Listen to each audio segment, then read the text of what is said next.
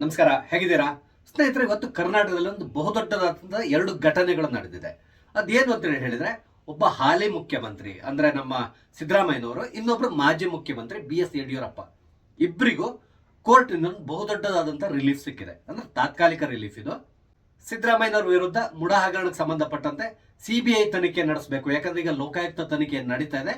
ಇದರಲ್ಲಿ ನಮ್ಗೆ ನಂಬಿಕೆ ಇಲ್ಲ. ಇದು ಕರ್ನಾಟಕ ಸರ್ಕಾರ ಕೃಪಾಪೋಷಿತ ಸಂಸ್ಥೆ. ಹಾಗಾಗಿ ಇಲ್ಲಿ ನಡೀತಾ ಇರುವಂತಹ ಈ ಲೋಕಾಯುಕ್ತ ತನಿಖೆ ಮೇಲೆ ನಮ್ಗೆ ವಿಶ್ವಾಸ ಇಲ್ಲ ಅಂತ ಹೇಳಿ ಸ್ನೇಹಮಯಿ ಕೃಷ್ಣ ಅವರು CBI ತನಿಖೆ ಕೊಡ್ಲೇಬೇಕು ಅಂತ ಹೇಳಿ ಕೋರ್ಟ್ ಮೊರೆ ಹೋಗಿದ್ರು. ಇದಕ್ಕೆ ಸಂಬಂಧಪಟ್ಟಂತೆ ಸಿದ್ದರಾಮಯ್ಯನವರ ಕಡೆ ವಕೀಲರು, ಅದೇ ರೀತಿಯಲ್ಲಿ ಸ್ನೇಹಮಯಿ ಕೃಷ್ಣ ಇವರ ಪರ ವಕೀಲರು ವಾದ ಮಂಡನೆಯನ್ನ ಮಾಡಿದ್ರು. ಅದಕ್ಕೆ ಸಂಬಂಧಪಟ್ಟಂತೆ ಇವತ್ತು ತೀರ್ಪು ಹೊರಬಿದ್ದಿದೆ. ಈ ತೀರ್ಪಿನ ಪ್ರಕಾರ ಈ ಮುಡಾ ಹಗರಣ ಏನಿದೆ ಅದನ್ನ CBI ಕೊಡಬೇಕಾದಂತ ಅವಶ್ಯಕತೆ ಇಲ್ಲ. ಲೋಕಾಯುಕ್ತ ತನಿಖೆ ನಡೆಸ್ತಾ ಇದೆ. ಇದ್ರ ಬಗ್ಗೆ ನಮಗೆ ಫುಲ್ ಸ್ಯಾಟಿಸ್ಫ್ಯಾಕ್ಷನ್ ಇದೆ. ಅದನ್ನ ಕಂಟಿನ್ಯೂ ಮಾಡಲಿ ಅಂತಕೊಂಡು ತೀರ್ಪನ್ನ ಕೊಟ್ಟಿದ್ದಾರೆ. ಇದರಿಂದಾಗಿ ಏನಾಗಿದೆ, ಸದ್ಯದ ಮಟ್ಟಿಗೆ ಸ್ನೇಹಮಯಿ ಕೃಷ್ಣ ಅವರಿಗೆ ಹಿನ್ನಡೆ ಆಗಿದೆ. ಸಿದ್ದರಾಮಯ್ಯನವರಿಗೆ ಬಹುದೊಡ್ಡದಾದಂತಹ ರಿಲೀಫ್ ಸಿಕ್ಕಿದೆ. ಸ್ನೇಹಮಯಿ ಕೃಷ್ಣ ಅವರು ಹೇಳಿದ್ದಾರೆ, ಓಕೆ, ಇದನ್ನ ನಾವು ಪ್ರಶ್ನಿಸಿ ಸುಪ್ರೀಂ ಕೋರ್ಟ್ ನಲ್ಲಿ ಅಪೀಲ್ ಮಾಡ್ತೇವೆ ಅಂತ ಹೇಳಿದ್ದಾರೆ. ಸದ್ಯಕ್ಕಂತೂ ಸಿದ್ದರಾಮಯ್ಯನವರಿಗೆ ರಿಲೀಫ್ ಅಂತೂ ಸಿಕ್ಕಿದೆ.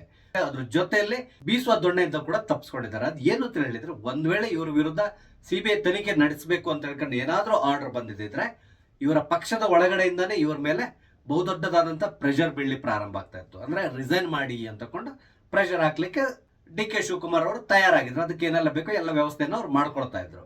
ಆದ್ರೆ ಈಗ ಸಿದ್ದರಾಮಯ್ಯನವರಿಗೆ ಆ ಒಂದು ತಲೆಬಿಸಿ ಇಲ್ಲ. ನಂತರ ಇದನ್ನ ಸುಪ್ರೀಂ ಕೋರ್ಟ್ಗೆ ಹೋಗ್ತಾರೆ. ಸುಪ್ರೀಂ ಕೋರ್ಟ್ ಅಲ್ಲಿ ಆರ್ಡರ್ ಬರುವವರೆಗೂ ಕೂಡ ಸಿದ್ದರಾಮಯ್ಯನವರು ನಿರಾಳವಾಗಿರ್ಬೋದು. ಇದರ ಮಧ್ಯದಲ್ಲಿ ಇನ್ನೊಂದಿರುವಂತಹ ಸಮಸ್ಯೆ ಏನು ಅಂತ ಹೇಳಿದ್ರೆ, ಇಡಿ ಈ ಕೇಸ್ನಲ್ಲಿ ಈಗಾಗಲೇ ಎನ್ಕ್ವೈರಿ ಮಾಡ್ತಾ ಇದೆ. ಹಲವಾರು ಸೈಟ್ಗಳನ್ನ ಅವರು ಮುಟ್ಟುಗೋಲು ಹಾಕೊಂಡಿದ್ದಾರೆ. ಇದೆಲ್ಲದೂ ಗೊತ್ತಿದೆ. ಹೆಚ್ಚು 1095 ಸೈಟ್ಗಳ ಬಗ್ಗೆ ಅವರಿಗೆ ಎನ್ಕ್ವೈರಿ ಮಾಡ್ತಾ ಇದ್ದಾರೆ. ಒಂದ್ ವೇಳೆ ಇಡಿ ಅವರು ಸಿದ್ದರಾಮಯ್ಯನವರ ವಿಚಾರಣೆಗೆ ಕರೆದ್ರೆ ವಿಚಾರಣೆ ಸಂದರ್ಭದಲ್ಲಿ ಸಿದ್ದರಾಮಯ್ಯನವರನ್ನ ಬಂಧಿಸುವಂತ ಸಾಧ್ಯತೆಗಳು ಕೂಡ ಇದೆ. ಹಾಗಾಗಿ ಇನ್ನೂ ಕೂಡ ಸಿದ್ದರಾಮಯ್ಯ ನಿರಾಳರಾಗಿಲ್ಲ.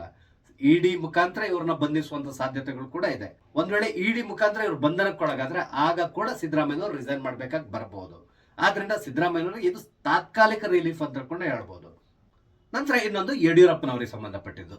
ನಿಮ್ಗೆ ಗೊತ್ತಿದೆ, ಯಡಿಯೂರಪ್ಪನವರ ಮೇಲೆ ಒಂದು ಪೋಕ್ಸೋ ಕೇಸ್ ಇದೆ. ಅಂದ್ರೆ ಅವರ ಬಾಲಕಿಯನ್ನ ಇವರೇನೋ ಆಕೆಯ ಜೊತೆಗೆ ಲೈಂಗಿಕವಾಗಿ ಏನೋ ದೌರ್ಜನ್ಯ ನಡೆಸಿದ್ರು ಅನ್ನೋ ಒಂದು ಕೇಸ್ ಇದೆ ಅವ್ರ ಮೇಲೆ.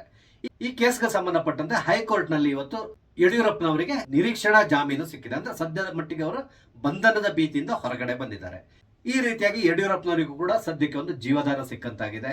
ಈ ಕೇಸಿಗೆ ಮುಂದುವರಿತಾ ಇದೆ. ನೋಡ್ಬೇಕು ಮುಂದಿನ ದಿನಗಳಲ್ಲಿ ಏನೆಲ್ಲ ಆಗ್ತದೆ ಅಂತ ಕೂಡ. ಯಡಿಯೂರಪ್ಪನವರು ನಾನು ಆ ತರ ಮಾಡಿಲ್ಲ ಅಂತೇಳಿ ಏನೇನೋ ಸಬೂಬುಗಳನ್ನೆಲ್ಲ ಕೊಟ್ಟಿದ್ದಾರೆ.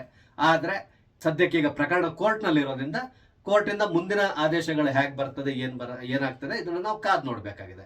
ಒಟ್ಟಾರೆಯಾಗಿ ಇವತ್ತು ನಮ್ಮ ರಾಜ್ಯದ ಇಬ್ಬರು ಮುಖ್ಯಮಂತ್ರಿ ಮತ್ತೆ ಮಾಜಿ ಮುಖ್ಯಮಂತ್ರಿ ಇವರಿಬ್ಬರಿಗೂ ಕೂಡ ಒಂದು ಬಹುದೊಡ್ಡದಾದಂತ ರಿಲೀಫ್ ಕೋರ್ಟ್ ಕಡೆಯಿಂದ ಸಿಕ್ಕಿದೆ. ಇದು ಕೂಡ ತಾತ್ಕಾಲಿಕ ರಿಲೀಫ್. ಮುಂದಿನ ದಿನಗಳಲ್ಲಿ ಏನಾಗ್ತದೆ ನಾವು ಕಾದ್ ನೋಡೋಣ. ಸ್ನೇಹಿತರೆ, ನಾನು ಹಂಚ್ಕೊಂಡಂತ ವಿಷಯ ನಿಮ್ಗೆ ಇಷ್ಟ ಆದ್ರೆ ಲೈಕ್ ಮಾಡಿ, ಶೇರ್ ಮಾಡಿ. ಅದೇ ರೀತಿಯಲ್ಲಿ ದಯವಿಟ್ಟು ನನ್ನ ಚಾನಲ್ ಸಬ್ಸ್ಕ್ರೈಬ್ ಮಾಡಿ, ನಂಗೆ ಸಪೋರ್ಟ್ ಮಾಡಿ. ನಮಸ್ತೆ, ಜೈ ಹಿಂದ್.